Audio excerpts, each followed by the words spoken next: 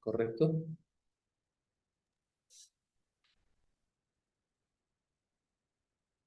Muy bien, ¿qué tal? Buenas noches a todos los presentes, buenas noches a los asistentes a esta clase del día de hoy. Mi nombre es Miguel Ángel Rojas Medina, yo soy psicólogo forense, perito de parte. Agradezco la invitación del Instituto Peruano de Criminología y Ciencias Penales eh, para poder desarrollar este tema tan interesante que es la psicología criminal. Básicamente nos vamos a enfocar en el día de hoy, en esta oportunidad, en lo que es el comportamiento y el perfil de los criminales. Antes de poder abocarnos en lo que es el comportamiento y perfil, tenemos que poder entender qué es la psicología criminal y cuál es su importancia, dónde radica su importancia. Entendemos psicología criminal como esta rama de esta gran disciplina que es la psicología, que se centra en el comportamiento criminal y en la comprensión de los factores psicológicos que pueden influenciar en la conducta delincuencial.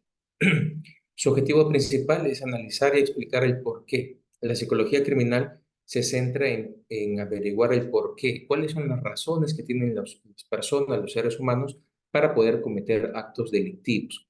¿Y qué logramos con eso? Primero, entender la mente del criminal y con ello poder prevenir, ¿sí? Tomar acciones para poder prevenir la aparición de futuros criminales o la realización de futuras crímenes, ¿sí? Y de cierta forma también poder tener un análisis y una comprensión de esta conducta.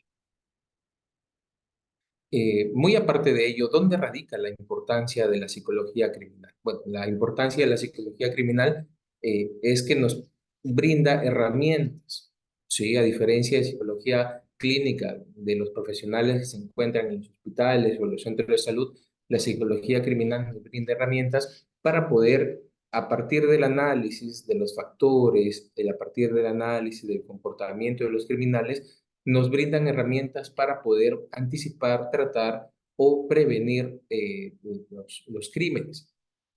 Dentro de estas herramientas tenemos los perfiles criminales, que vamos a poder hablar de ellos más adelante. Tenemos también herramientas para la evaluación y el tratamiento de delincuentes.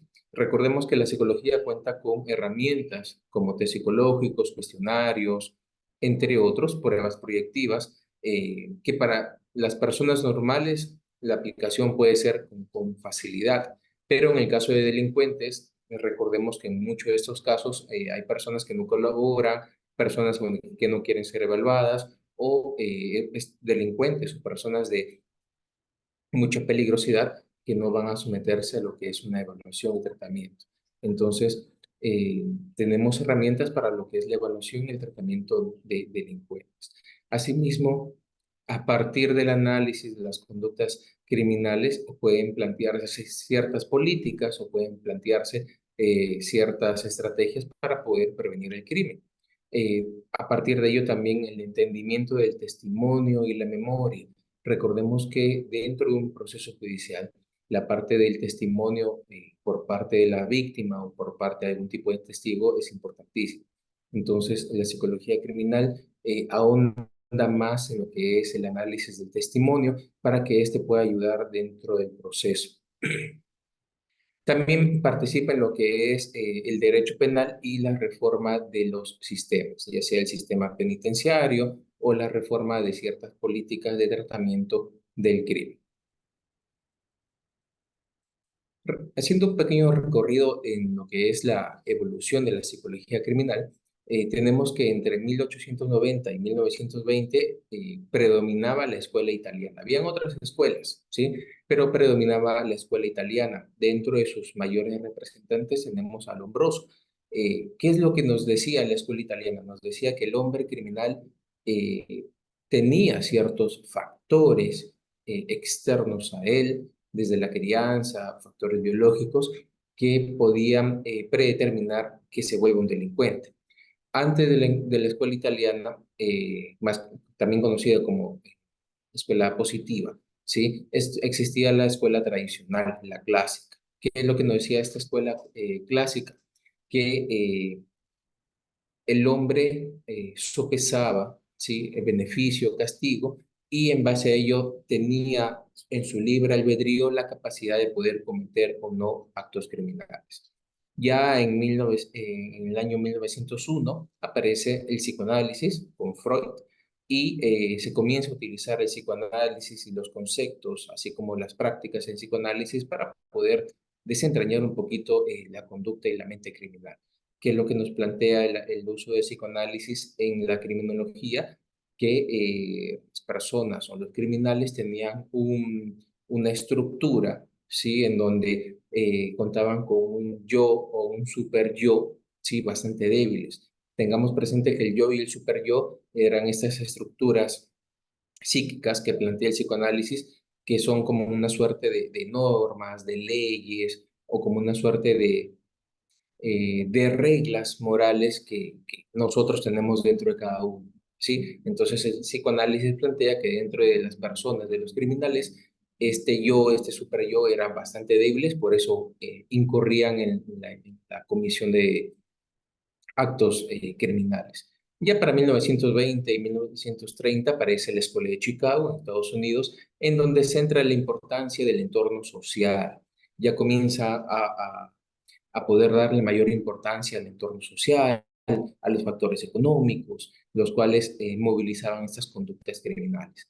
Entre 1950 y 1960 aparece esta famosa teoría del aprendizaje social planteado por Albert Bandura, que es lo que nos dice Bandura, de que la influencia del aprendizaje social en el ser humano es muy fuerte, que nosotros desde pequeños empezamos a aprender ciertas conductas y en la realización de ciertas conductas nosotros obtenemos un beneficio, una recompensa.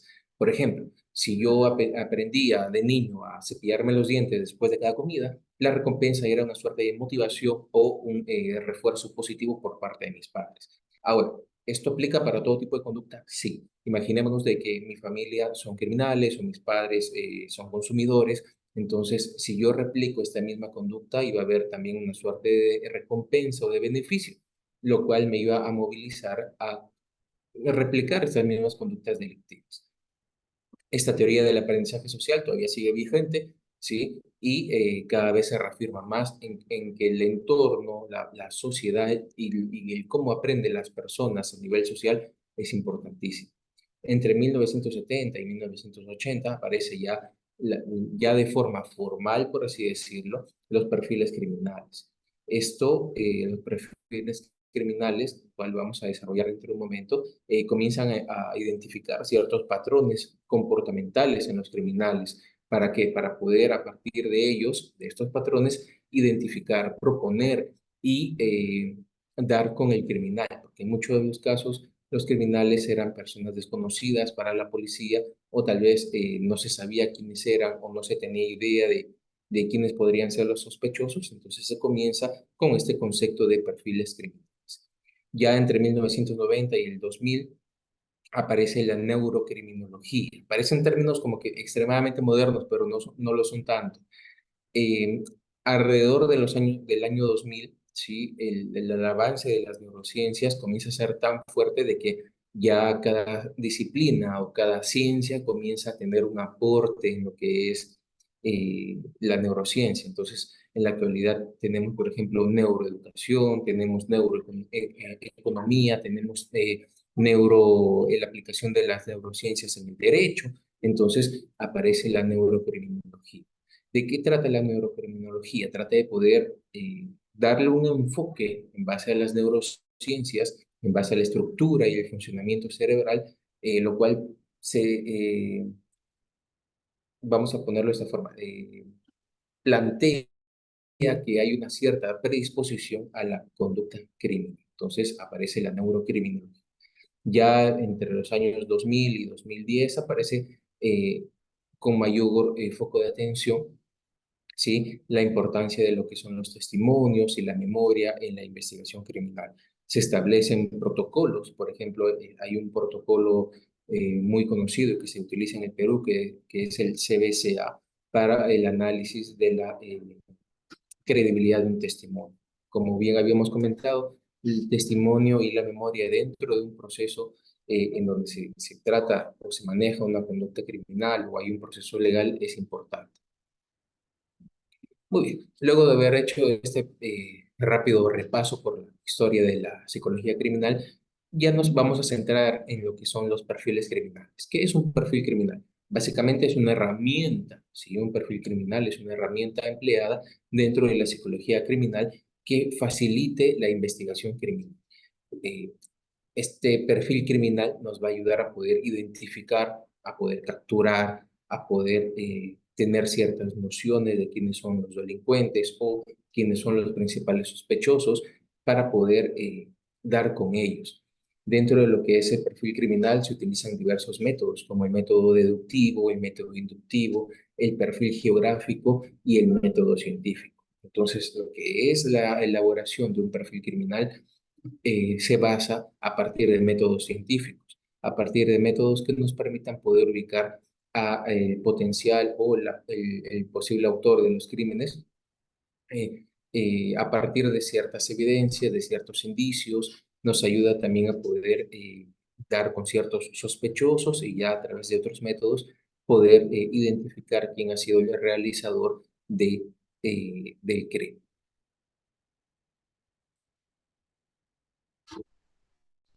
¿En qué circunstancias nos ayudan los perfiles criminales o la realización de perfiles criminales? Bueno, para la identificación del criminal. Recordemos que la policía o las fuerzas del orden en muchos de los casos no conocen o desconocen la identidad de quienes llevan a cabo algún tipo de crimen o algún tipo de delito. Entonces, un perfil criminal es como una suerte de mapa que nos ayuda a poder dar con los potenciales sospechosos. Si bien nos puede orientar hacia la búsqueda para que de esta forma el uso eficiente de los recursos y el tiempo nos permita dar con el criminal, no se tiene una certeza al 100%, ¿sí? Entonces, por ahí la realización de los perfiles criminales tiene un grado de error, tiene un margen de error. Si bien nos brindan pistas claras de quiénes pueden ser los posibles autores o de quiénes pueden ser los posibles sospechosos, hay todavía un margen de error, ¿sí? Porque nos guiamos en base a ciertos indicios o nos guiamos en base a ciertas evidencias, las cuales son limitadas. Entonces, muy aparte de poder ayudarnos a identificar quién es el sospechoso o el potencial autor del crimen, también nos ayuda a poder priorizar, ¿sí? Entre los sospechosos. Imaginémonos que se llevó a cabo un homicidio, no se sabe quién pudo realizarlo, no hay más evidencias, pero a partir de la escena del crimen y a partir de ciertos indicios se tiene una lista de posibles sospechosos. Entonces, la elaboración de un perfil criminal me va a ayudar a poder identificar quién puede ser de esos sospechosos el autor. Es como este juego de adivina quién, ¿no? El sospechoso o el autor es un varón, es una mujer, posiblemente de tan rango de edad, posiblemente de tal contextura. Entonces, nos ayuda a elegir o a identificar dentro de esta gama de sospechosos al potencial autor del crimen. Y de igual forma, los perfiles criminales, al contar ya con la información de quiénes son los posibles criminales o a partir del análisis de ciertos sucesos o ya ciertos eventos criminales, se cuenta con una suerte como de base de datos, en donde ya se sabe y se estima cuáles son los posibles perfiles criminales que pueden existir. Obviamente esta información lo maneja la policía, lo maneja el Estado y puede establecerse ciertas políticas o ciertos protocolos de cómo guiarse frente a posibles crímenes. Entonces, un perfil criminal o la realización de una base de datos de perfiles criminales nos va a permitir poder prevenir futuros crímenes. Entonces, por ejemplo, si ya sabemos que un potencial criminal asesina, por ejemplo, meretrices o asesina estudiantes o atenta en contra de algún tipo de negocio, entonces ya se tiene un perfil y ya se puede tomar en cuenta para poder establecer algún tipo de protocolo, se puede tomar en cuenta para poder establecer algún tipo de medida preventiva frente a estos sucesos delincuenciales.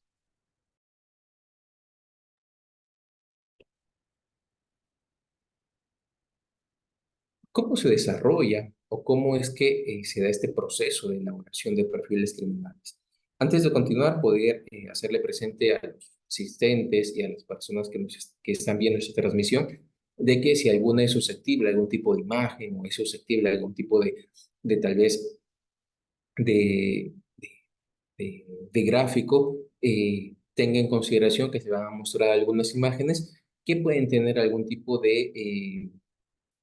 por ejemplo, de sangre o algún tipo de escena del crimen, ¿sí? Los cuales se van a emplear con medidas didácticas o con fines didácticos. Entonces, si alguien es susceptible, se le recomienda que pueda tomar las medidas correspondientes, tal vez no verlo o tal vez alejarse un poco. Entonces, ¿cómo es que se desarrollan o cómo es que se llegan a la realización de los perfiles criminales?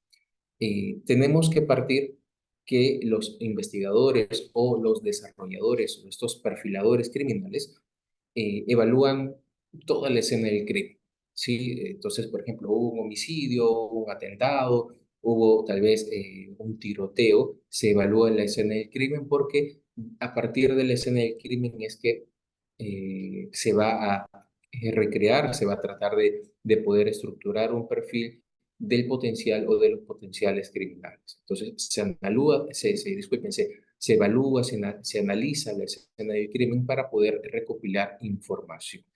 Esta información incluye qué cosas, características demográficas, ¿sí? El lugar donde se llevó a cabo el crimen, en qué parte, si fue en Lima, en qué zona de Lima, fue un distrito urbanizado, fue una zona rural, en qué parte, dónde es que, si fue en provincia, en qué zona de provincia, las características demográficas, ¿sí? Tanto del lugar como del lugar de la localidad, al igual que de la zona del crimen. Dentro de la localidad, donde es que está ubicado el lugar en donde se llevó a cabo el crimen. ¿Fue un lugar abierto, fue un lugar cerrado o fue un lugar mixto? ¿Sí? Entonces, se trata de evaluar todo eso para comenzar a hacernos una idea de quién pudo llevarlo a cabo. Comportamientos típicos, ¿sí? Por ejemplo, posible crimen pudo haber sido en un lugar cerrado, tal vez un hospedaje, un hostal. ¿Qué es lo que se encontró dentro del hostal? El cuerpo, no hubo heridas de bala, no hubo tal vez alguna arma punzocortante, posiblemente fue por asfixia mecánica. Entonces, se trata de poder ver el comportamiento. Cuando se indica comportamiento típico, son las escenas, vamos a decirlo, no tan complejas. Tal vez una pelea entre esposos, uno de ellos agredió al otro, a la otra persona, la escena es bastante sencilla de poder analizar. Existen los comportamientos atípicos en donde ya es más complejo, involucran más elementos, involucran tal vez algún medio de enlace, el crimen se llevó a cabo en un lugar, se utilizó un vehículo para tal vez deshacer el cuerpo, entonces ya es más complejo. ¿Cuáles pudieron ser las posibles motivaciones? Por ejemplo, si vemos una escena dentro de un hospedaje, dentro de un hostal, y vemos que tal vez la escena no ha sido forzada, la puerta no ha sido forzada, no hay signos de que tal vez se haya violentado para poder ingresar a la habitación, no hay signos de que tal vez hayan sustraído ciertos bienes, entonces podría especularse de que ha sido una escena o ha sido un crimen pasional. Si la víctima tiene, por ejemplo, múltiples puñaladas o múltiples impactos de bala, ha habido un ensañamiento. Entonces, esto puede confirmar mucho más que ha sido un crimen pasional. De igual forma, otras características psicológicas. La información por parte de la víctima, edad, sexo, antecedentes, si la persona que ha sido víctima tenía antecedentes policiales, penales, o tal vez ya tenía un cierto prontuariado, entonces podríamos estimar de que tal vez ha sido un ajuste de cuentas o ha sido una lucha entre bandas, o tal vez ha sido un homicidio por encargo, entonces tenemos que poder tener ello en consideración. ¿Cuáles son las relaciones personales de la posible víctima? ¿Con quiénes se relacionaba? ¿Tenía un círculo social cerrado? ¿Tenía un círculo social más amplio? Las personas con quienes se relacionaba eran de estratos bajos, de estratos medios. Entonces, todo esto se llega a analizar para poder identificar al posible criminal. De la víctima y de la escena del crimen se extrae muchísima información. Entonces, eh, los perfiladores, los investigadores no dejan pasar nada por alto. De igual manera, cuando se cuenta con una escena de crimen, se trata de poder perennizar, sí, es el término, poder perennizar eh, todo lo que se puede encontrar, así sea una habitación, sea un espacio abierto, sea un auto, sea un espacio cerrado, sea un espacio mixto, también se trata de poder perennizar todo lo que se pueda. Tomando fotografías, recuperando, por ejemplo, casquillo de balas, recuperando armas punzocortantes, identificando con estos triangulitos las evidencias, toda la información que se pueda recolectar nos va a ayudar a poder recrear un perfil criminal. ¿Cuál es la posible motivación? Hemos visto ya, por ejemplo, hemos comentado que existe estos crímenes por pasionales, posiblemente puede darse por ese caso. Hay que poder entender por qué el delincuente cometió el crimen, ¿sí?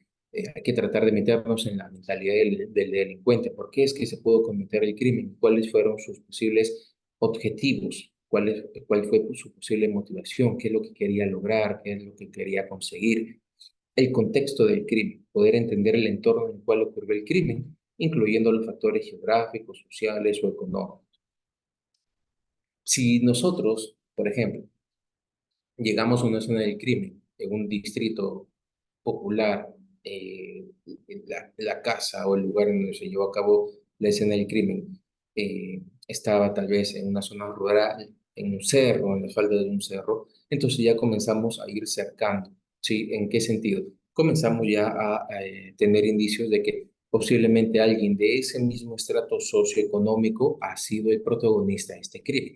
No vamos a pensar que alguien tal vez de un distrito con mayor ingreso económico, no sé, si vamos a poner un ejemplo, sin optar por las discriminaciones. Si el homicidio, el posible homicidio se llevó a cabo en una casita muy alejada de San Juan de Lurigancho, no vamos a pensar que el potencial criminal vive en La Molina, o vive en San Isidro, o vive en Miraflores. No, obviamente vamos a estructurar que el perfil parte de allí, que es esta persona que puede tener un mismo estrato socioeconómico, ¿correcto? Entonces ya comenzamos a ir cercando, delimitando estas personas. ¿Quién pudo haber sido? Ah, perfecto, alguien del mismo estrato socioeconómico. Muy bien. ¿Qué más? ¿Qué otra evidencia tenemos? Por ejemplo, eh, esta persona, posiblemente la víctima, se relacionaba en estas fiestas chichas, en estas fiestas populares. Ah, perfecto. Entonces, obviamente es alguien que puede frecuentar estos mismos eventos. ¿Qué más sabemos? Por ejemplo, esta persona, la víctima ya tenía antecedentes policiales. Ah, entonces ya comenzamos a ir armando un posible perfil que nos va a ir dirigiendo hacia lo que queremos lograr, que es identificar al criminal. Tenemos que analizar el modus operandi y la firma del criminal. Cuando hacemos referencia al modus operandi es eh, la forma en cómo el criminal lleva a cabo el crimen. Por ejemplo, todas las víctimas han sido desmembradas, brazos y piernas. Entonces, ese es el modus operandi del criminal. Todas las víctimas han sido tal vez asesinadas cuando se han encontrado en estado etílico, alcoholizados. Eso es su modus operandi. Entonces, el modus operandi se hace referencia a la forma en la cual cómo, se desarrolla el suceso. ¿Sí? El criminal espera o busca víctimas que están alcoholizadas y atenta contra ellas. El criminal, tal vez a la víctima, desmiembra brazos y piernas y las envuelve en una bolsa de basura. El criminal, no sé, imaginémonos que eh, ataca de noche, ¿sí? O en zonas alejadas. Esa es la forma en cómo opera. Cuando nosotros hacemos referencia a la firma, ya estamos mencionando una característica más psicológica del crimen. Por ejemplo, el criminal, todas sus víctimas han sido meretrices. Ah, entonces vemos de que siempre se dirige hacia las meretrices. El criminal, todas sus víctimas han sido tal vez jovencitas vírgenes entre los 15 y entre los 13 y 15 años. Entonces ya con nosotros, los perfiladores comienzan a darse cuenta de que ciertas características psicológicas de estas personas, de los criminales, las víctimas de tal criminal han sido, por ejemplo, personas transexuales, homosexuales. Entonces ya comenzamos a darnos cuenta de que en particular que hace único a este criminal. ¿Sí? Entonces la firma es esta característica psicológica particular que hace único al criminal. Vamos a poner un ejemplo más. Imaginemos de que hay tres asesinos en serie, pero cada asesino en serie tiene una característica en particular. Un asesino corta la lengua, un asesino, no sé, corta los dedos, ¿sí? Para usarlos tal vez de llaveros. El otro asesino puede tal vez tatuar o dejar ciertas señas o ciertas marcas. Entonces nos damos cuenta que son características psicológicas inconfundibles dentro de un criminal, en la forma como opera. Mientras que el modus operandi hace referencia a toda la planificación, cómo es que se lleva a cabo el posible crimen. Muy bien, ¿sí? Vemos acá Vemos acá una escena del crimen, ¿ya? Como bien les había adelantado, si alguien es susceptible, por favor, tomen las medidas correspondientes. Vemos acá una escena del crimen. ¿Qué es lo primero que podemos notar? Podemos notar de que el ambiente está todo, vamos a ponerlo de esta forma, violentado. Entonces, podemos intuir de que tal vez ha habido un conflicto, una pelea o ha habido tal vez una discusión. Muy bien. Podemos notar de que los bienes de esta persona se encuentran allí, ¿sí? Podemos notar que hay una plancha, podemos notar tal vez abajo hay una caja, posiblemente de un parlante, de una marca reconocida. Podemos notar que los cajones se encuentran allí, no han sido, digamos, no los han sacado para buscar cosas. Entonces, nuestra primera hipótesis puede ser de que no ha sido un robo. Sí, las cosas se encuentran así. Entonces, no ha sido un robo. Posiblemente ha sido una pelea, ha sido una discusión a nivel familiar. Muy bien. ¿Qué más podemos notar? Podemos notar, si nos damos cuenta en el triangulito donde dice número 4 hay una tijera.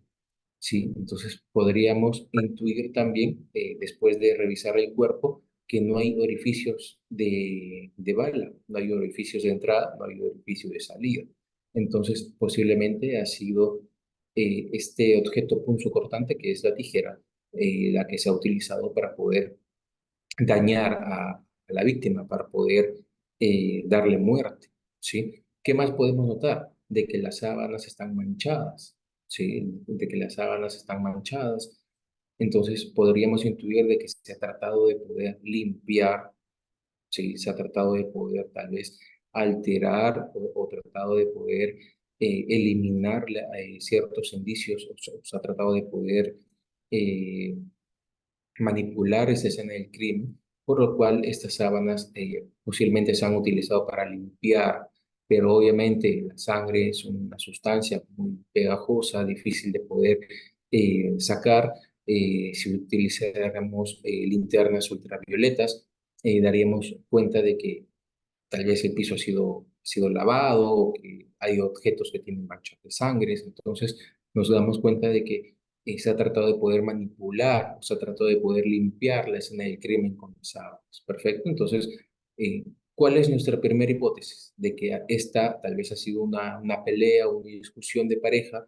Sí, en algún momento de la discusión los ánimos han llegado a caldearse mucho, a elevarse mucho, a salirse de control, y el victimario encontró la tijera, no ha podido gestionar sus emociones y ha agredido de manera mortal a su pareja, a la víctima. Entonces podemos notar que la escena comienza ya a darnos ciertos indicios, ¿sí? No ha habido robo, no se ha violentado para el ingreso, los objetos siguen estando en el mismo lugar, no hay un orificio de salida, entonces no se ha utilizado un arma de fuego, se ha tratado de poder limpiar, se ha tratado de poder manipular la escena del crimen. Perfecto, entonces nuestra primera hipótesis es que ha sido un crimen pasional, ha sido un crimen en donde las emociones han estado inmersas.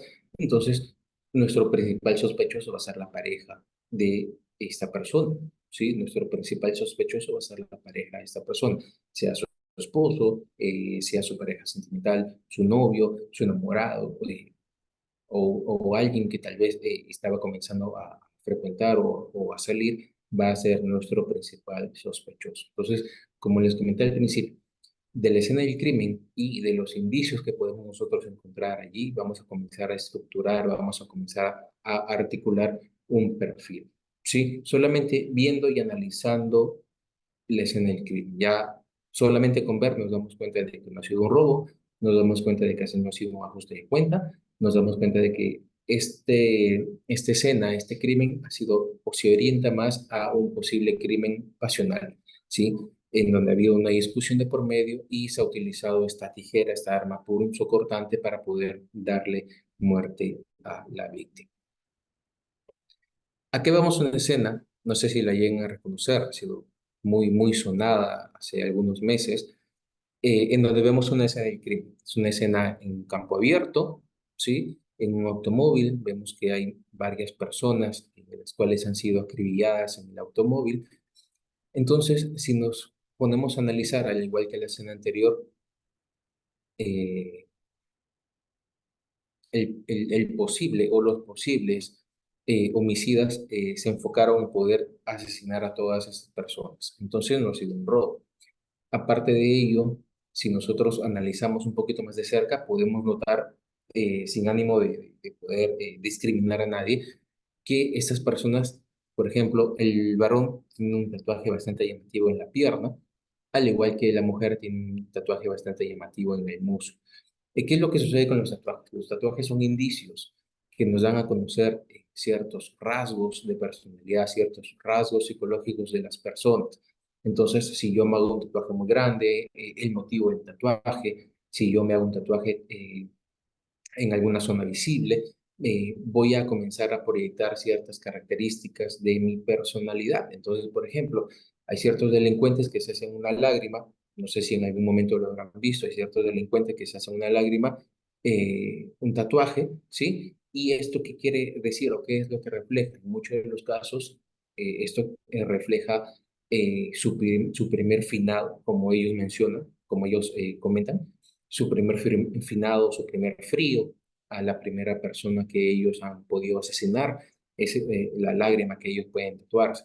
Entonces, ese tatuaje nos da ya cierto indicio de que posiblemente esta familia o estas personas han estado involucrados en algún tipo de contexto delictivo. Sí, para ponernos un poquito más en contexto, este fue el crimen que se llevó a cabo en San Miguel, en donde toda la familia fue acribillada, ¿correcto? Si leemos un poquito las noticias, podríamos darnos cuenta de que la familia, a excepción obviamente de los niños, están involucrados ya en ciertos actos delictivos y esto ha sido un homicidio, ¿sí? Por encargo, ¿sí? Se ha mandado a matar a estas personas y obviamente no podemos notar de que hay todo un ensañamiento en contra de estas personas. No ha habido un robo, no se ha violentado las puertas, no se ha violentado las ventanas, no se ha sustraído ninguna propiedad por parte de las personas que han llevado a cabo este asesinato, ¿sí? Las víctimas tenían ya algún tipo de antecedentes, entonces, a diferencia de la escena del crimen anterior, vamos a inclinarnos más por un posible homicidio por encargo o una posible lucha de bandas, ¿perfecto? Entonces, al igual que la escena anterior, nos damos cuenta de que nos brinda muchísima información para comenzar a generar ciertos perfiles criminales. Obviamente acá se va a comenzar a hacer la búsqueda a partir de las relaciones sociales o personales que tienen estas personas, con quienes están involucrados, también posiblemente con cabecillas de otras bandas, han sido involucrados tal vez con criminales, con sicarios, con traficantes, entonces comenzamos ya a ir cerrando un poquito e ir cercando el contexto y las características necesarias para comenzar a elaborar nuestros perfiles. Muy aparte de ello, ¿sí? El perfil se apoya también en lo que son las entrevistas y la revisión de ciertos documentos. Las entrevistas de, por ejemplo, de las víctimas que han podido sobrevivir, las entrevistas de, por ejemplo, de los testigos, ¿sí? Esto nos ayuda muchísimo. Como bien comenté, en la actualidad la psicología criminal se está abocando en poder darle mayor confiabilidad al testimonio, darle mayor confiabilidad a la memoria que puedan tener los testigos o los sobrevivientes de algún tipo de crimen, para poder con ellos tener un perfil mucho más claro, para con ello poder dar con los autores o con el autor del posible crimen. Y cuando nos referimos a la revisión de documentos, estamos haciendo referencia a si la víctima o alguna persona relacionada, un potencial sospechoso, tenía antecedentes médicos, tenían antecedentes penales o algún tipo de registro relevante. ¿Por qué son importantes los antecedentes médicos? Obviamente los antecedentes penales, policiales o judiciales nos dan a entender de que era una persona que ya tenía este estilo de vida. Pero los antecedentes médicos nos dan a entender si la persona, por ejemplo, padecía algún tipo de patología mental, esquizofrenia o algún tipo de trastorno de personalidad, o padecía tal vez algún tipo de adicción, si algún tipo de sustancia, o padecía algún tipo de trastorno que pudo haber movilizado a la realización de este crimen, ¿correcto? Vamos a ver más adelante algunos casos y uno de ellos nos vamos a dar cuenta de que el criminal padecía un tipo de trastorno psicológico.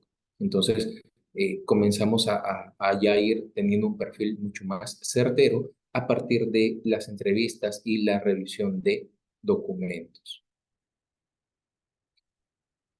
La víctima es una pieza clave y fundamental para poder elaborar un perfil, para poder también dar con el posible autor del crimen.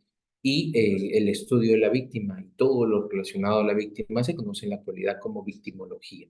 Es una rama de la criminología que se enfoca, se centra básicamente en el estudio a través de los métodos científicos de la interacción entre las víctimas y los delincuentes, los criminales. ¿Correcto? La víctima juega un papel, como comentaba, importantísimo para poder dar o para poder conocer quién es que ha llevado a cabo un determinado suceso, ya que de la víctima vamos a obtener información, vamos a tener un perfil de la víctima. La víctima ha sido, por ejemplo, un alcohólico, un narcotraficante, la víctima ha sido tal vez una meretriz, la víctima ha sido tal vez una jovencita o ha sido un niño, la víctima ha sido tal vez un taxista. Entonces comenzamos ya a tener un indicio de quién pudo haber realizado este crimen. Si la víctima ha sido un taxista, entonces podemos darnos cuenta de que la persona que lleva a cabo el crimen va a tener este mismo objetivo, taxistas o conductores. Su objetivo va a ser, por ejemplo, robarles o su objetivo va a ser, por ejemplo, extorsionarlos. Entonces ya tenemos un perfil de la víctima. Si la víctima ha sido, por ejemplo, una meretriz, perfecto, entonces ya sabemos que esta persona es de un estrato socioeconómico que frecuenta este tipo de lugares o frecuenta este tipo de personas. Entonces ya vamos a saber hacia dónde dirigirnos.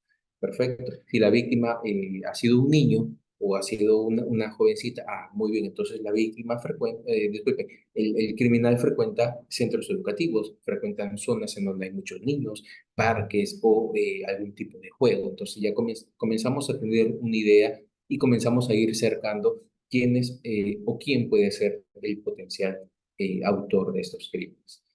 A partir de la víctima también analizamos el impacto que pudo generar este crimen.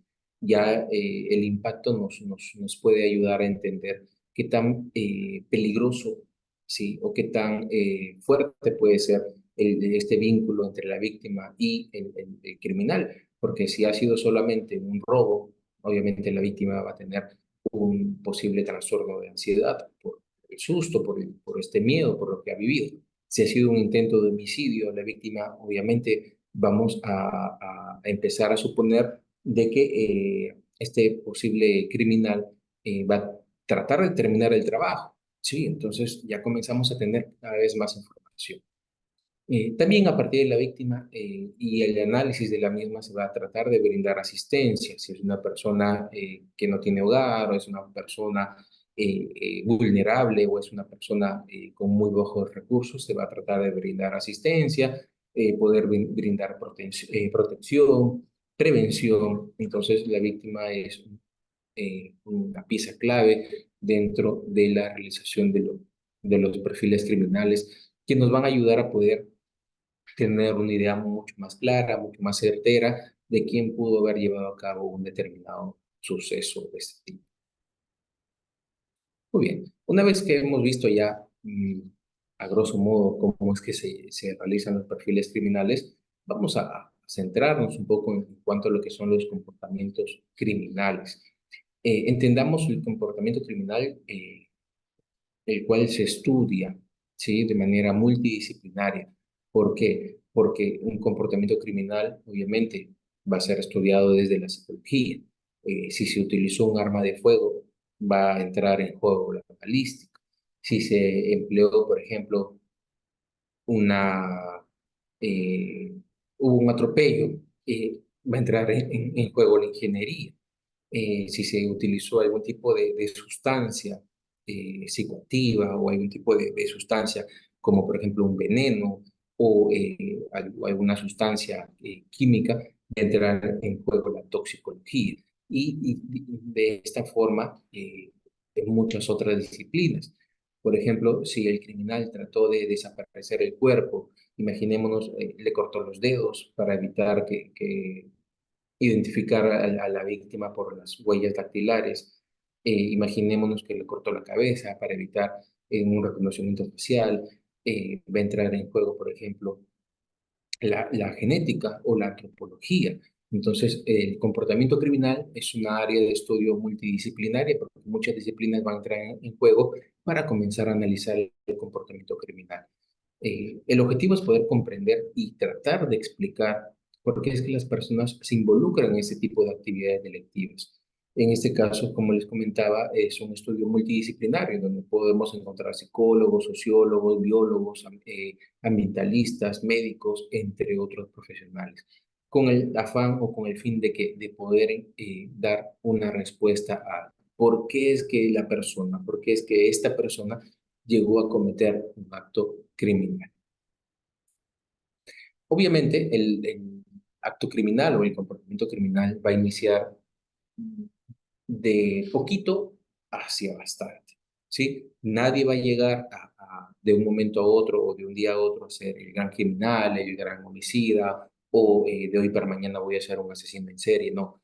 Esto comienza desde pequeños, ya desde pequeño comienzo tal vez a matar animales, comienzo tal vez a robar cosas, comienzo tal vez a atentar en contra de la propiedad privada. Entonces comenzamos a ir escalando progresivamente.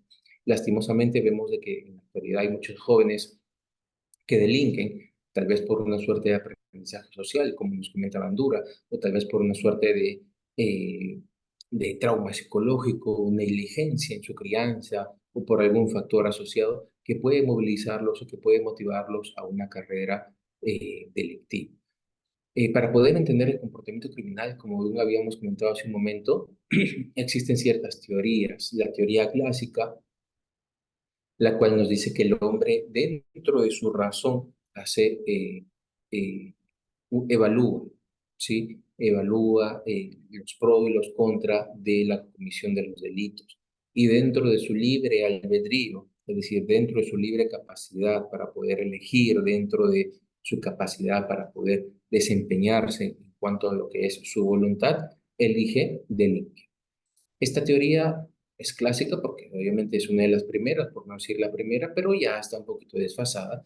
Posterior a ello aparece la teoría positivista, la cual nos hace referencia a que existen factores externos como la genética, la biología, el entorno social, entre otros, que puede determinar, que puede influir el comportamiento criminal, ¿correcto? Vemos dentro de lo que es la teoría positivista eh, que destaca lo hombroso quien Lombroso comienza a tratar de dar ciertas hipótesis o comienza a tratar de dar ciertas teorías para poder explicar el comportamiento criminal. Lo que nos decía Lombroso es de que el criminal tenía ciertas zonas de su cerebro, tal vez que estaban atrofiadas o que tenían algún tipo de daño o que tal vez no se habían desarrollado correctamente.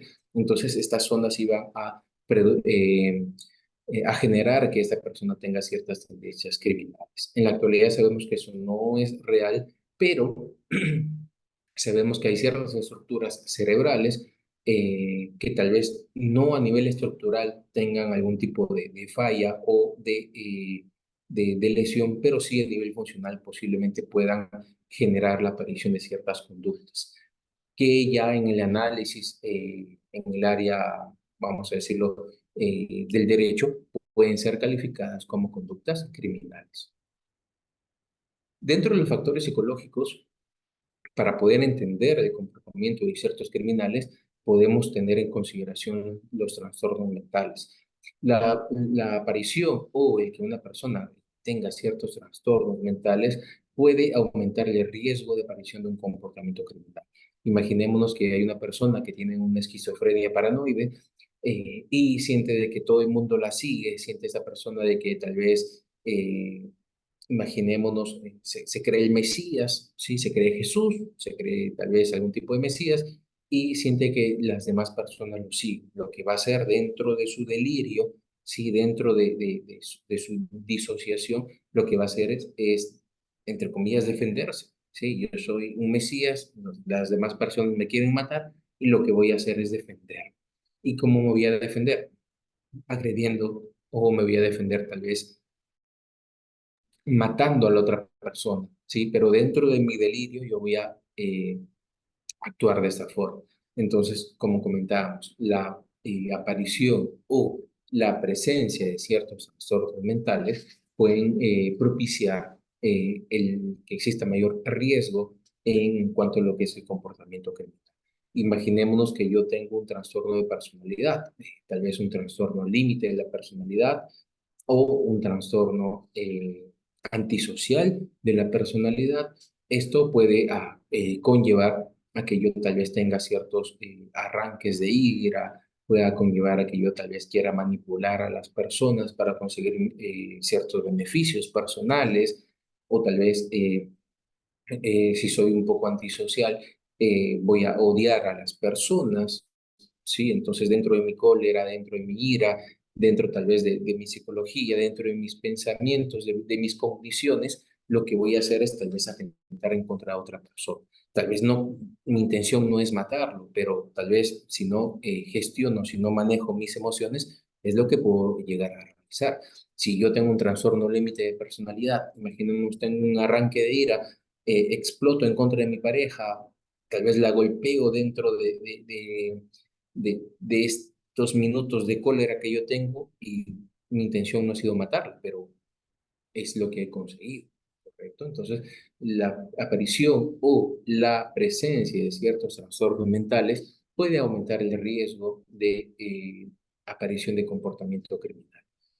Ya saliendo un poquito del contexto de homicidios, si yo por ejemplo, tengo un TDAH, un trastorno de déficit de atención con hiperactividad, que no ha sido tratado de pequeño y siempre me he caracterizado por no seguir órdenes, por ir en contra de las leyes, por no quedarme quieto, por no me he acostumbrado a generar una elaboración de ciertos juicios, no he entrenado mi razón para pensar si lo que estoy haciendo está bien o está mal o puede dañar a otra persona, no mido el riesgo.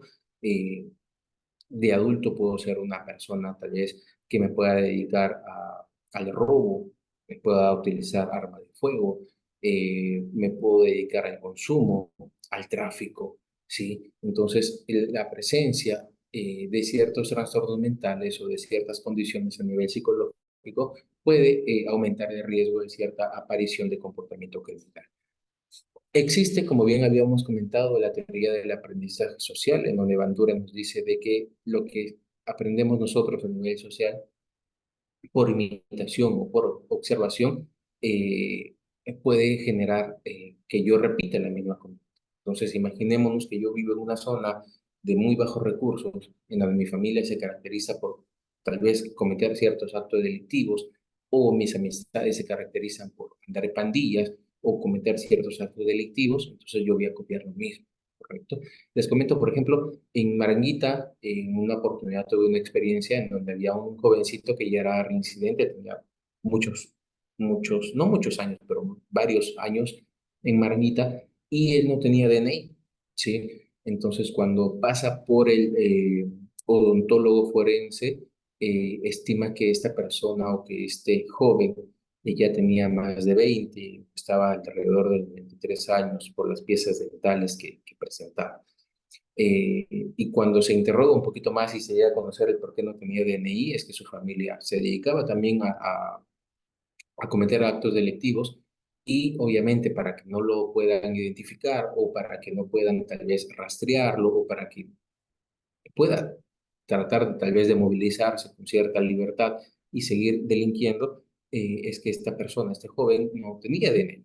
Pero esto parte desde su familia no lo inscribió, su familia no lo llevó a la RNIE, para que él también pueda delinquir sin ningún tipo de preocupación. Entonces nos damos cuenta de que el aprendizaje social, eh, si bien no es determinante al 100%, porque existe lo que se conoce como la resiliencia, puede generar que la probabilidad de imitar ciertos comportamientos criminales sea bastante alta. Existen los factores sociales, como bien estaba comentado, una persona que tal vez viva en una situación de pobreza, en donde existan falta de oportunidades, en donde exista ciertas condiciones de vulnerabilidad. Generalmente este tipo de zonas se asocia con tasas altas de criminalidad. Y si este contexto en donde hay pobreza y tasa alta de criminalidad lo asociamos con la teoría del aprendizaje social, lo que vamos a tener es una situación en donde vamos a estar como que formando a los futuros criminales. Las personas o los menores van a comenzar a aprender este tipo de vida, eh, que es bastante fácil, eh, que en teoría, entre comillas, me va a ayudar a salir de la pobreza o me va a ayudar a salir o a tratar de poder cubrir mis necesidades o mis carencias. La desigualdad social, estas brechas sociales a nivel económico, a nivel social, pueden contribuir a la alienación y el resentimiento. Si, por ejemplo, si yo soy de una clase baja, con pocos ingresos económicos, tal vez voy a tratar tal vez de aparentar algo que no soy. Tal vez me gustaría comprarme ropa de marca, me gustaría tener tal vez artículos tecnológicos de última tecnología, me gustaría tal vez tener lo que no tengo por algún tipo de motivo o por algún tipo de circunstancia, y voy a optar por la criminalidad.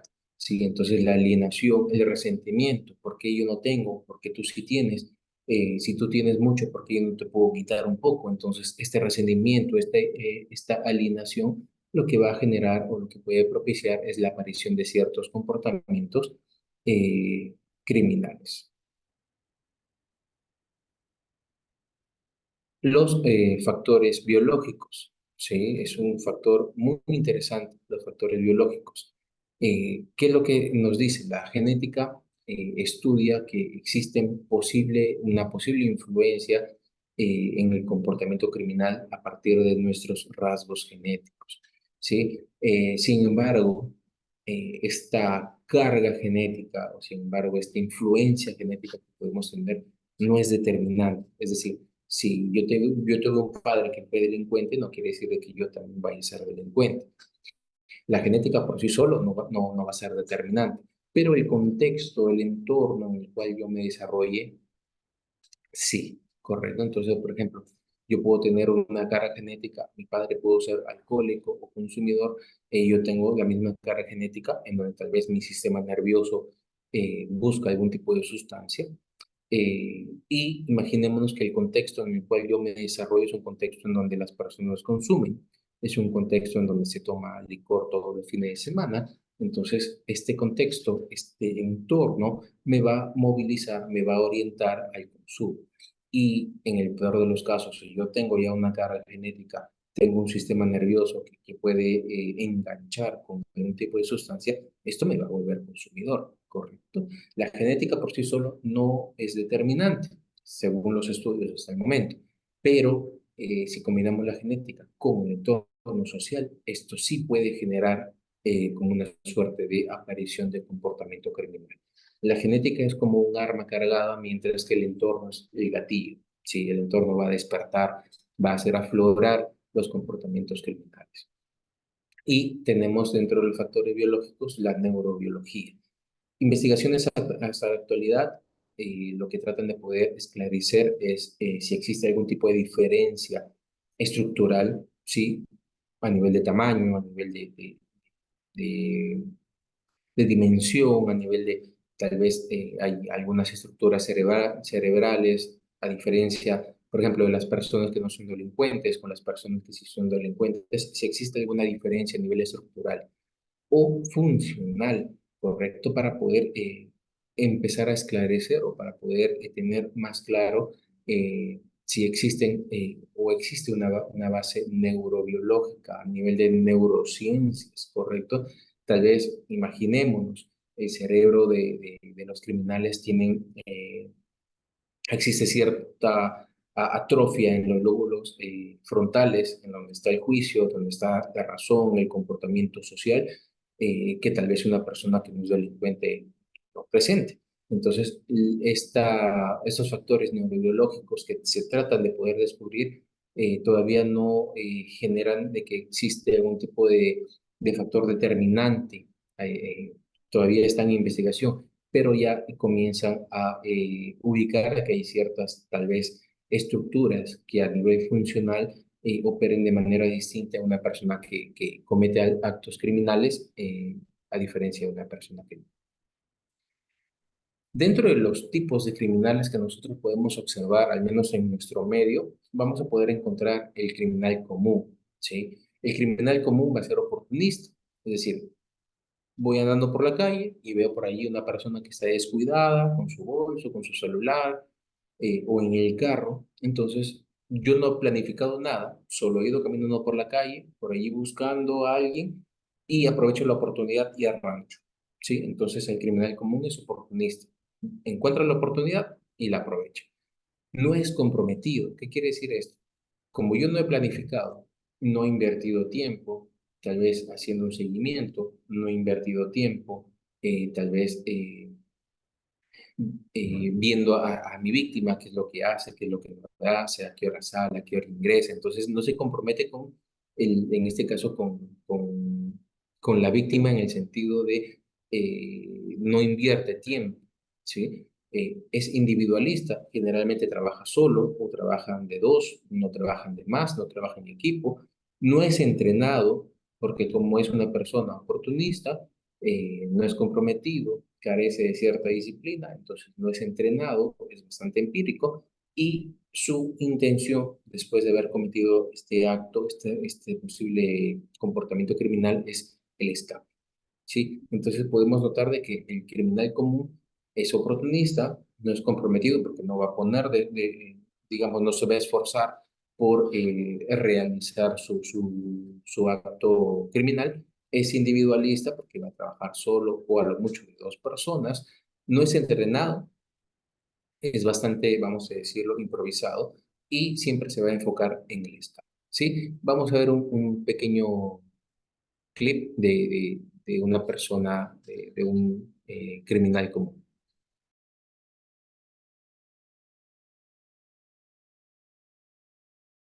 Lo vio venir. En el piso y cojeando, así terminó un delincuente en Santa Anita, quien sufrió un aparatoso accidente tras arrebatarle el celular a la pasajera de un bus. Las cámaras de seguridad de la zona registraron todos los movimientos del lampón. En las imágenes se puede apreciar a un sujeto de polera roja caminando por la avenida Los Chancas. Con paciencia, observa el paso de cada uno de los buses en búsqueda de su próxima víctima. En uno de los paraderos y aprovechando que el vehículo estaba estacionado, el sujeto sube rápidamente por la puerta posterior simulando ser un pasajero más. En cuestión de segundos, logra arrancharle el celular a una de las pasajeras. El ladrón bajó raudamente y emprendió la huida. En un intento por escapar del lugar, corrió unos segundos y se metió entre los carros para cruzar la pista. Es ahí que fue embestido violentamente por la combi a la que claramente nunca vio venir. El delincuente cae, pero segundos después se pone de pie y con signos de dolor sigue con su fuga por la calle Los Portales, ante las perturbadas miradas de una madre de familia y su menor hija, quienes se encontraban a escasos metros.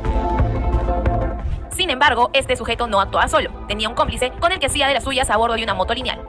Fue precisamente este último que conducía el vehículo menor, quien no pudo evitar la acción policial y fue capturado minutos después del robo.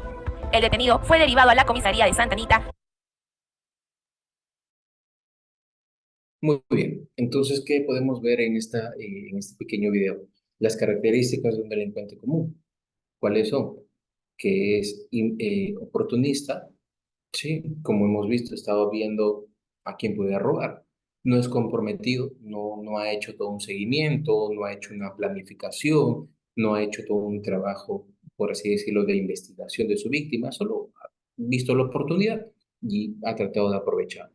Lo ha hecho solo, ¿sí? A lo mucho tenía un compinche que lo ayudaba a escapar. Si no es entrenado, ¿sí? Como hemos visto, ha tenido un primer intento fallido, de ahí ha tratado de huir y este vehículo lo ha atropellado, lo ha golpeado, entonces no es para nada entrenado, bastante improvisado, y una vez que haya tenido su botín, en este caso el celular o lo que haya arranchado, su enfoque ha sido siempre escapar.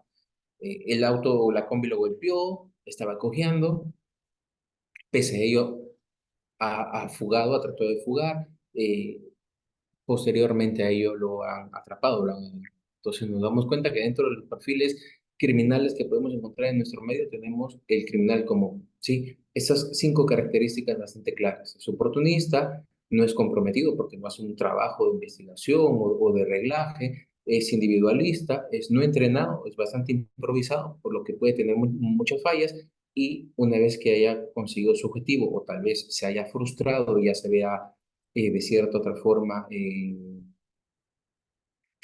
atrapado, va a buscar siempre el escape. Calo. Muy por el contrario, tenemos a los criminales ya más profesionales, por así decirlo.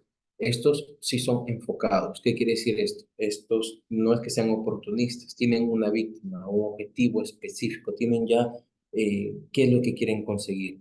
Y para ello hacen todo un estudio, hacen todo un reglaje, son comprometidos, saben a qué hora salen, el horario de ingreso, qué lugares frecuentan, sabe esta persona con quienes vive, qué es lo que hace, a qué se dedica, o sea, es enfocado porque ya tiene un objetivo en particular, es comprometido porque hace todo un trabajo de investigación para poder lograr su objetivo o para poder atentar en contra de su objetivo. Trabaja en equipo, ¿sí? Como podemos ver en la imagen, vemos que son varias personas, hay todo un arsenal allí, entonces se trabaja en equipo. Es disciplinado. Imagínense un criminal que tenga que hacer un seguimiento a alguien por una semana para poder saber a qué hora entra a trabajar, a qué hora sale de su casa, a qué hora regresa, a qué hora almuerza, con quiénes vive, quiénes lo visitan, si tiene pareja, si vive solo, si tiene hijos, o sea, tiene que ser disciplinado. Un delincuente común no va a hacer todo ese trabajo, ¿sí? Y está enfocado en el ataque. ¿Qué quiere decir esto? Una vez que yo me vea descubierto, no voy a huir, voy a atacar.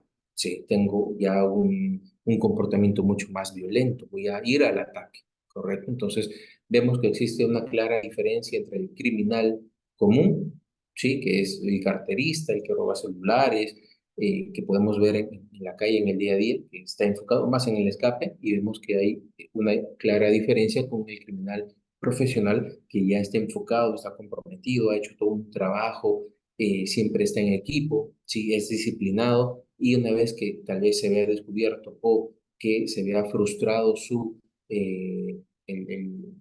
robo o su objetivo, va a ir al ataque. Vamos a ver un clip acerca del comportamiento de criminales profesionales. El primero ha sido en el Perú, ese también. Santana. Inspirados en los atracos de la Casa de Papel.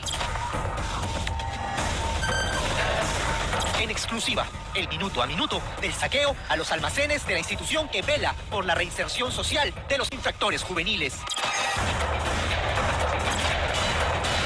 Este es el aún impune robo de 508 cajas valorizadas en más de 2 millones de soles.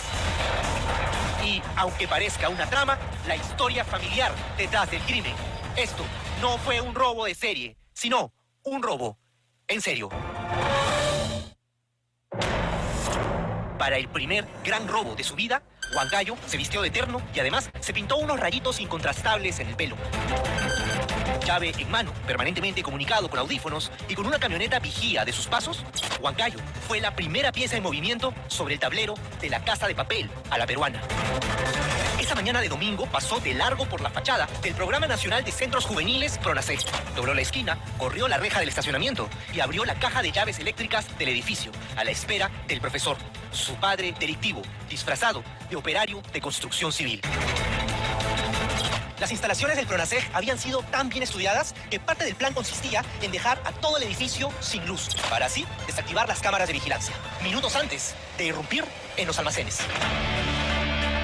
Eran las 9:50 de la mañana, 23 de octubre de 2022, cuando se ejecuta la segunda parte del plan. Mientras el profesor y Huancayo bajan todos los interruptores, Piura y Sullana bajan de la camioneta. Ambos con chalecos, uno del PRONACEJ y el otro de una constructora.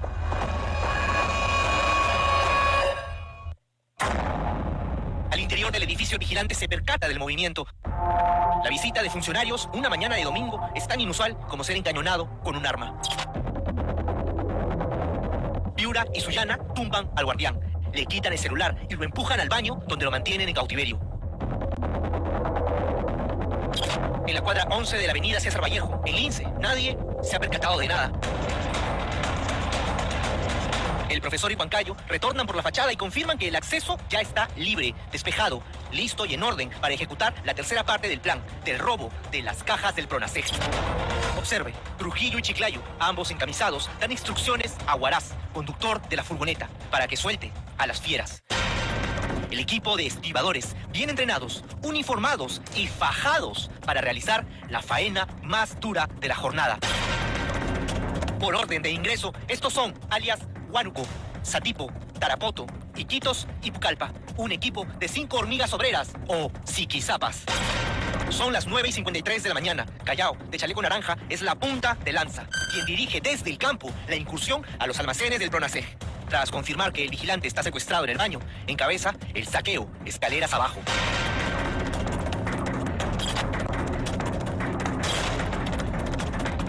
Pero, ¿qué contenían estas cajas que lucen pesadas y que roban de 4 en 4? El Programa Nacional de Centros Juveniles es objeto de un siniestro por parte de 15 criminales que, acompañados de furgonetas, camiones y automóviles, sustraen 508 computadoras, CPU y teclados.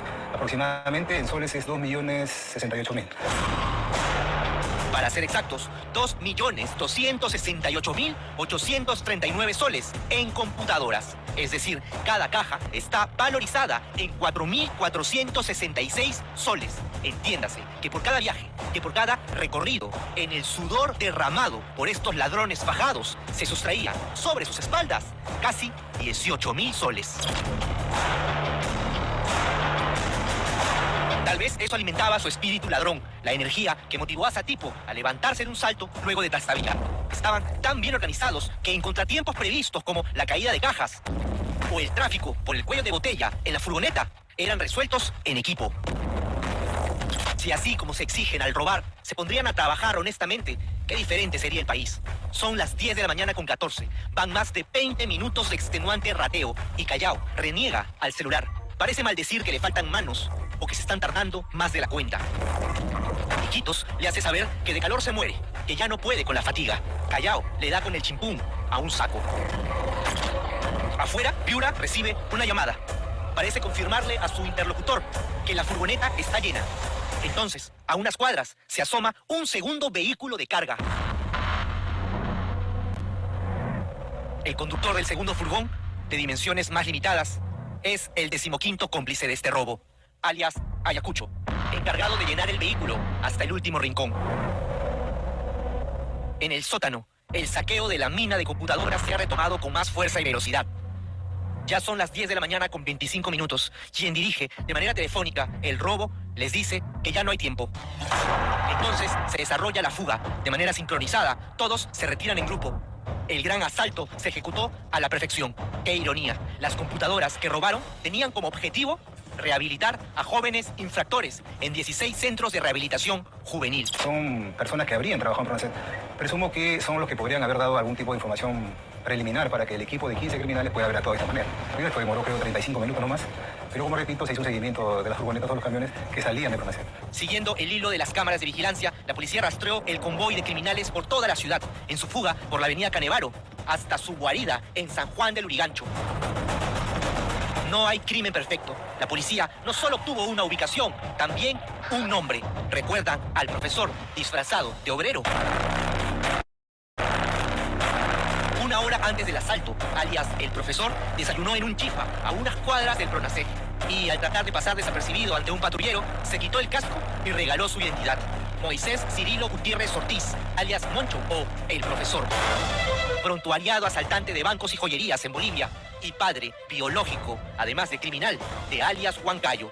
Luis Alberto Gutiérrez Falcón, padre e hijo, ahora son requeridos por la policía. Funcionaba en el primer piso y en el sótano Pronacet, pero en el segundo y tercer y cuarto piso funcionaba la Fiscalía Especializada en Crimen Organizado. Era un domingo y había personal de seguridad de Pronacet y también del Ministerio Público. Según investigación policial esa mañana, el vigilante de las oficinas del Ministerio Público vio desde el segundo piso que había una descarga de cajas del Pronacet, pero al suponer que se trataba de algo programado, no se asomó hasta que el vigilante del primer piso gritó por ayuda. Claro, en las declaraciones que se están de alguna manera diligenciando, se da a entender que también él habría sido reducido. Versiones que dicen que él no llegó porque había salido a comprar algo, y en eso estamos con la policía determinando qué tanta omisión o falta de participación de este agente de seguridad del Ministerio Público ha tenido. La procuraduría. Muy bien. Vemos en estos dos videos, en estos dos materiales, la clara diferencia entre lo que es un criminal común, ¿sí? Que está enfocado en el objetivo y corre, ¿sí? Al escape, y un criminal profesional que está más enfocado, más comprometido. Como han podido observar, estos criminales han hecho todo un trabajo de investigación, han hecho todo un trabajo de seguimiento, han hecho todo un trabajo organizado, pero lamentablemente para ellos no hay crimen perfecto y aunque en la actualidad todavía se les sigue buscando a estos dos cabecillas, ya se ha hecho una intervención.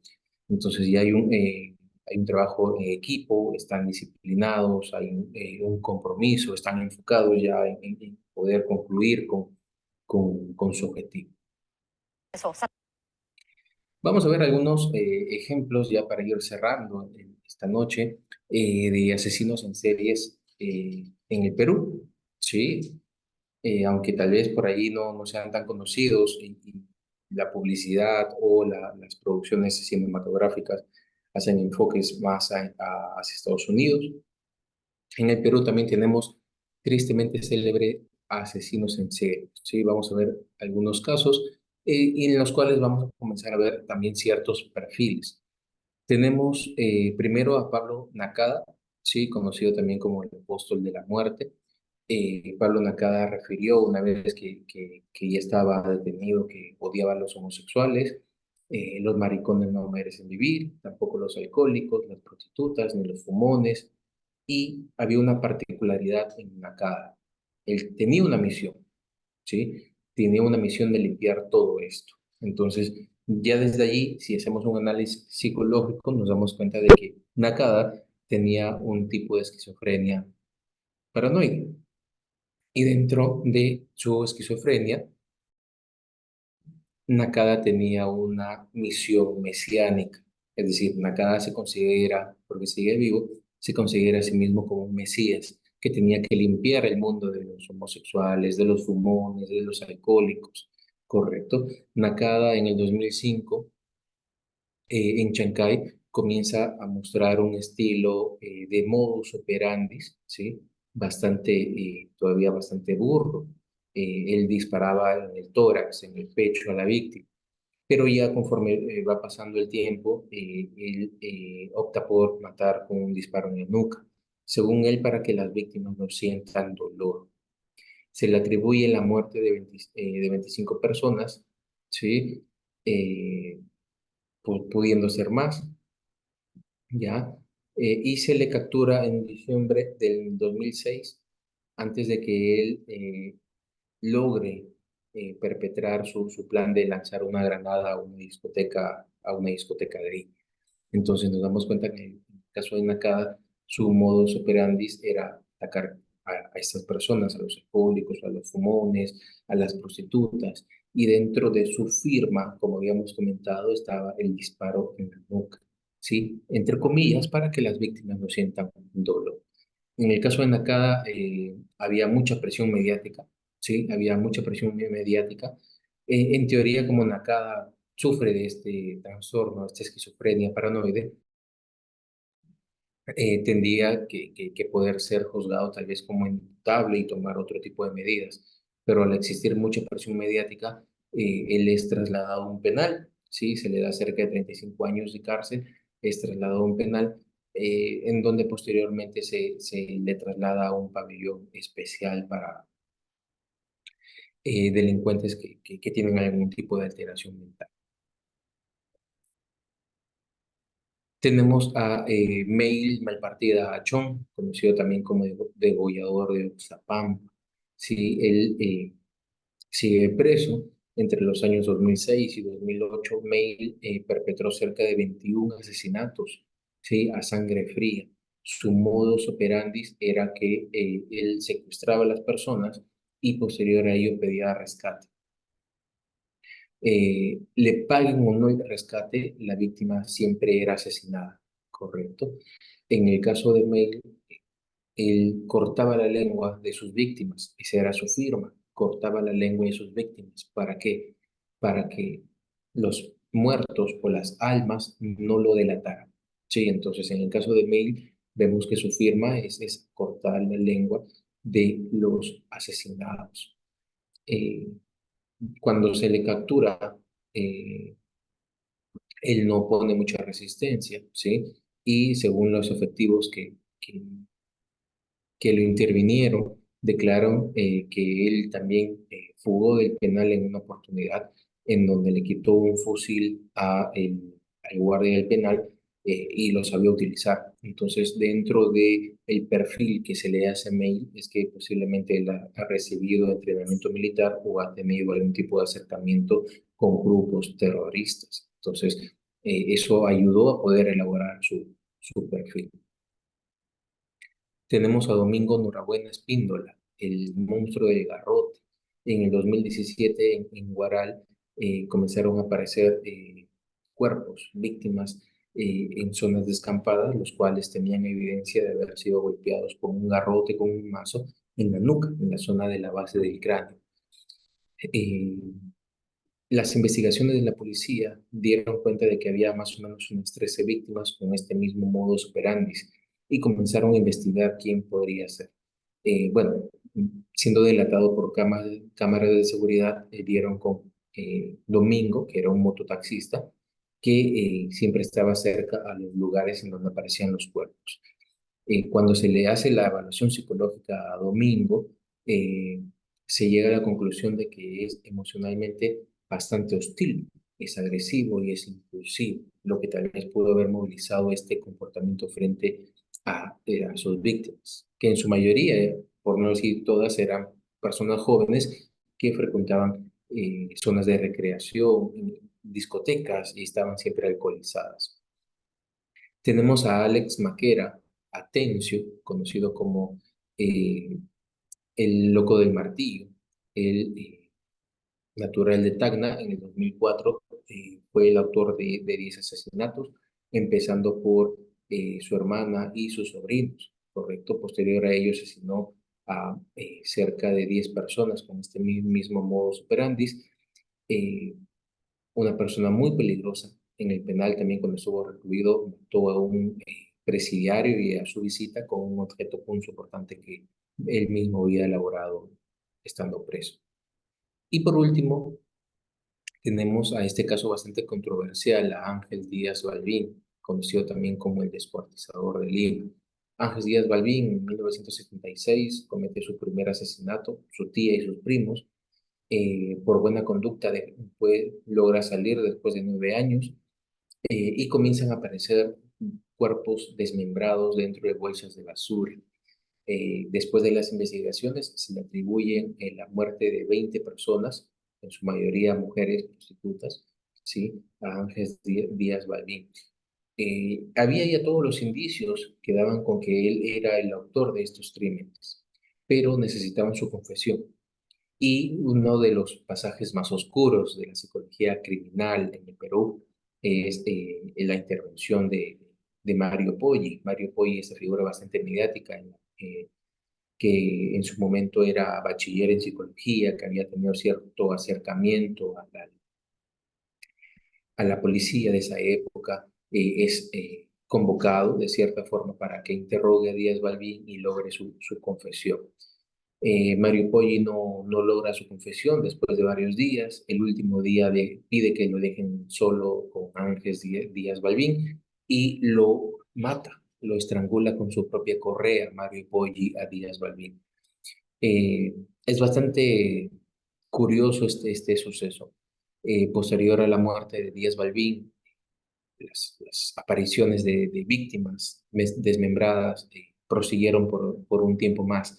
Entonces queda la duda si Ángel Díaz Balbín realmente fue el autor, fue tal vez una persona equivocada, o se piensa también de que tal vez algún imitador de Díaz Balbín prosiguió con los crímenes. Entonces podemos notar de que el Perú no ha estado ajeno a asesinos seriales, ¿sí? Tal vez no han tenido tanta pantalla como en otros países o como en Estados Unidos, pero podemos notar que existe ya un trabajo policial, un trabajo a nivel criminalístico que trata de poder descifrar los perfiles de los criminales. Como bien hemos comentado, es importantísimo el poder, como perfiladores, ponerle atención mucho a lo que es la escena del crimen, a poder recabar información para comenzar a estructurar un perfil criminal. Perfecto, entonces espero que haya sido mucho de su agrado la información que hemos logrado poder compartir. ¿Sí? En estos minutos finales, si hubiese alguna pregunta, estoy presto a poder responderles, y ya de por sí voy agradeciendo su atención y el poder haber estado presente en este curso del día de hoy.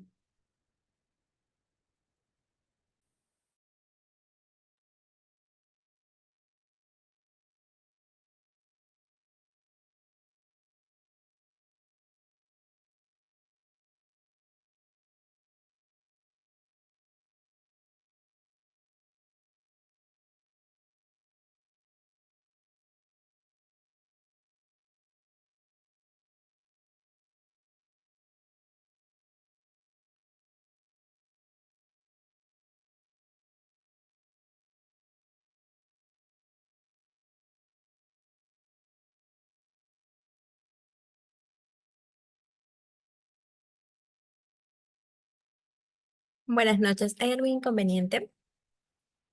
No, vamos ya finalizando. He dado algunos Ok. minutos, algunos segundos, algunos minutos para algún tipo de consulta. Me parece que no hay algún tipo de consulta. Entonces, nos vamos despidiendo. Agradezco al Instituto Peruano de Criminología y Ciencias Penales por la oportunidad de poder compartir con este tema tan interesante que es la psicología criminal y la elaboración de perfiles criminales, así como el comportamiento criminal. Ha sido el psicólogo Miguel Ángel Rojas Medina. Ya yo soy perito forense de parte. Espero acompañarlos en una próxima oportunidad y ya conmigo será hasta otro momento. Muchas gracias. Gracias.